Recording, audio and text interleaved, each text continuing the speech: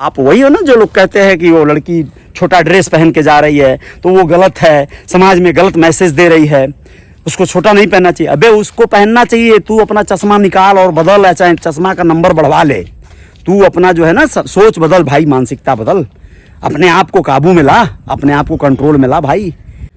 पतिया नतिया पटना बा, देवरा ढोढ़ी चटना बा। अश्लील है सुनने में।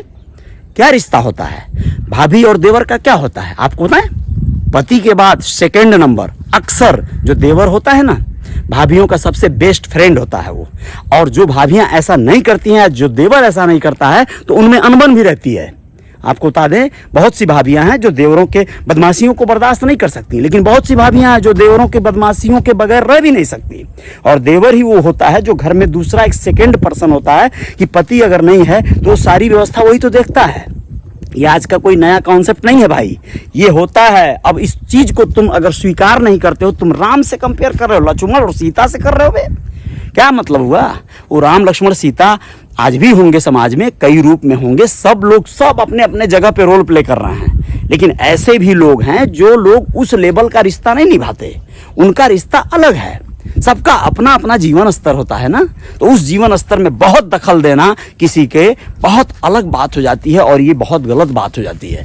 तू लगावे लू जब लिपस्टिक, हिले लायारा डिस्ट्रिक्ट, जिला टॉप लागेलू, कमरिया कमरिया कमरिया करे लपालप, लॉलीपॉप लागेलू, कमरिया करे लपालप, लॉलीपॉप लागेलू। इतना ही नहीं है, और आगे भी बताते हैं आपको क्या क्या लोग सुन रहे हैं और सुनते आए हैं। चढ़ली जवानिया में नहीं बाड़े साइया, चढ़ली जवानिया में नहीं बाड़े साइया, देवर हो देवर हो देवर हो, दाबना मोर करिया, देवर हो दाबना मोर करिया।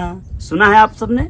ये नौका विहार है गोरखपुर का नौकायन, बड़ा शानदार प्लेस है। यहाँ इस समय बड़ी शांति और सुकून मिलता है, लेकिन यहाँ बहुत गहमा गहमी रहती है, बिल्कुल सुबह और शाम। और ये हरिंदर भाई हैं, हरिंदर चौधरी, मेरे बड़े अच्छे दोस्त हैं, मित्र हैं, और ये बहुत अच्छा भजन गाते हैं, कीर्तन गाते हैं। इनकी पूरी मंडली है। लेकिन आपको एक बात बताऊं, इनका भजन और कीर्तन को आप क्यों नहीं सुनते हैं? सोशल मीडिया पे भी शेयर करते हैं, लेकिन आप बहुत ज्यादा सुन नहीं पाते हैं। क्यों? क्योंकि आपको आदत पड़ गई है कुछ और सुनने की। आपको बहुत अच्छा भजन कीर्तन गाने वाले लोगों को तो सुनना है, लेकिन बहुत साधारण जो बच्चे हैं, बहुत सामान्य जो लोग हैं, उनको आपके पास फुर्सत नहीं है सुनने के लिए। तो वो आखिर क्या करें, वो क्या गाएं कि आप सुने? उनके पास क्या है जो आपके लायक है? वो तलाशते रहते हैं। ऐसे बहुत से बच्चे हैं जिनके बारे में आप सबको जानना चाहिए, और उनके बारे में निर्णय लेना चाहिए कि क्या आज का ये डिबेट, आज का ये तर्क सही है। बिल्कुल आप लोग बने रहिएगा रियल रिपोर्टर न्यूज पे, बताते हैं आप सबको।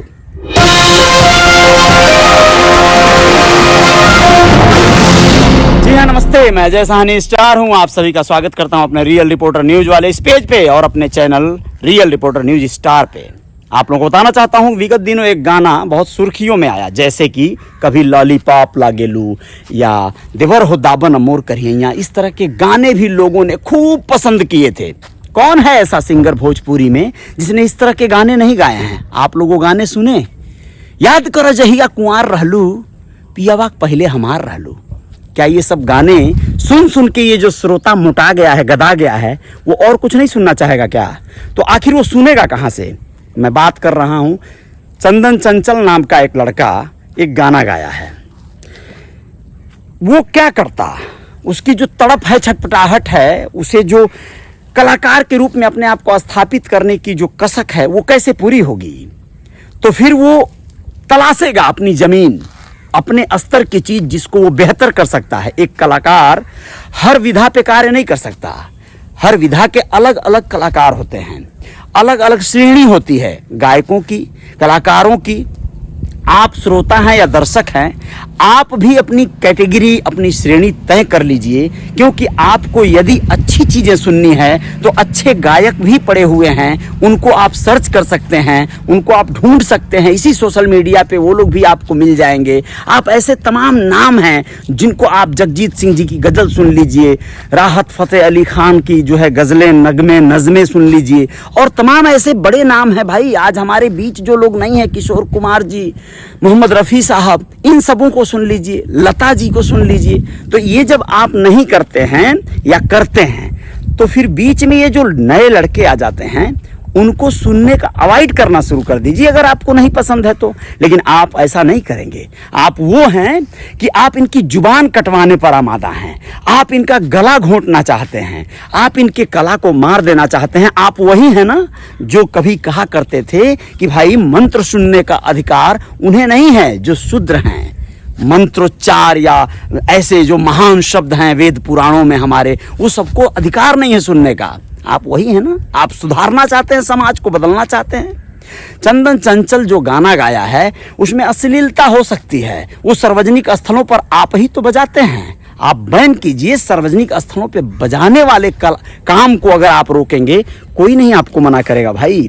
लेकिन आप कलाकार को बहुत ज़्यादा बैन करेंगे, रोकेंगे। वो कलाकार है, वो अपने स्तर का कुछ लेखनी किया है, जो लोग गाया है। आप लोगों को बताएं, ये जो मीडिया, ये जो सोशल मीडिया, ये जो स्ट्रीम, जो मीडिया चलाने वाले जो तमाम यूट्यूबर्स या इस तरह के लोग हैं, ये लोग अपने आप को वायरल करने के लिए, अपने काम को बहुत विख्यात करने के लिए मीडिया के नाम पे क्या क्या कर रहे हैं पता है?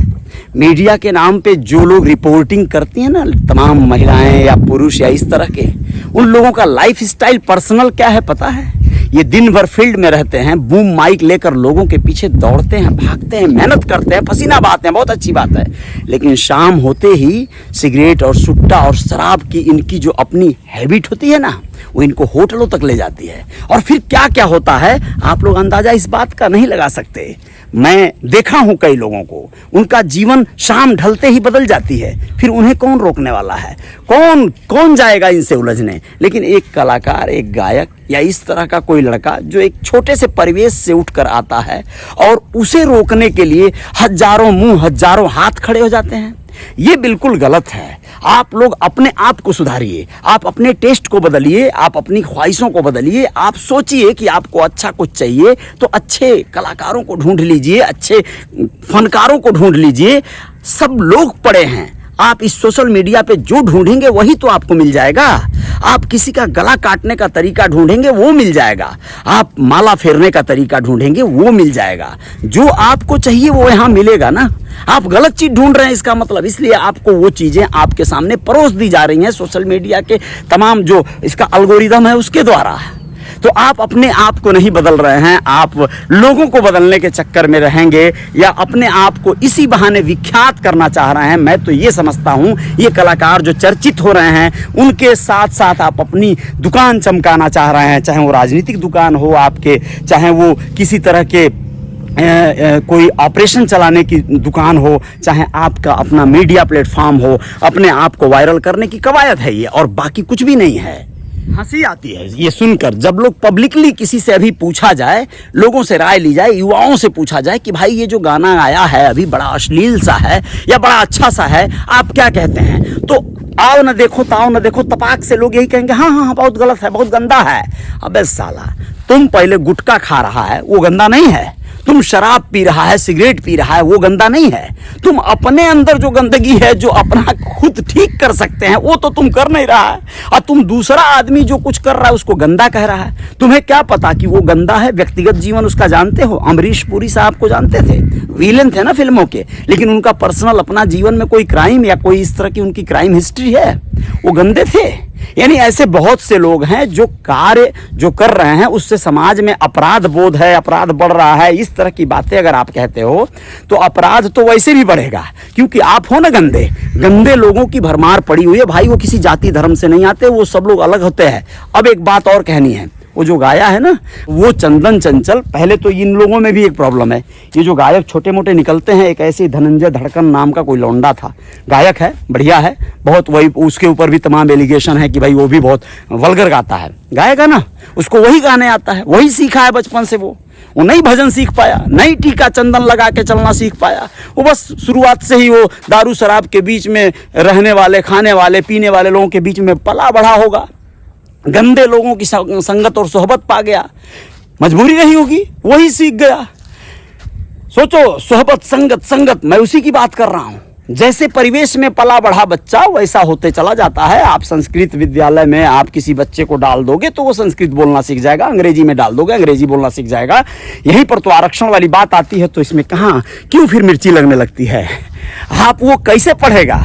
उसको कोई सुविधा नहीं है, गरीब है वो, ऐसे परिवेश में है जहाँ पे बाबूजी दारू पी के आते हैं, माँ को गरियाते हैं, फिर वो वही फॉलो करता है। माँ भी उनको मारती है, लतियाती है, गरियाती है, उसको कॉपी करता है।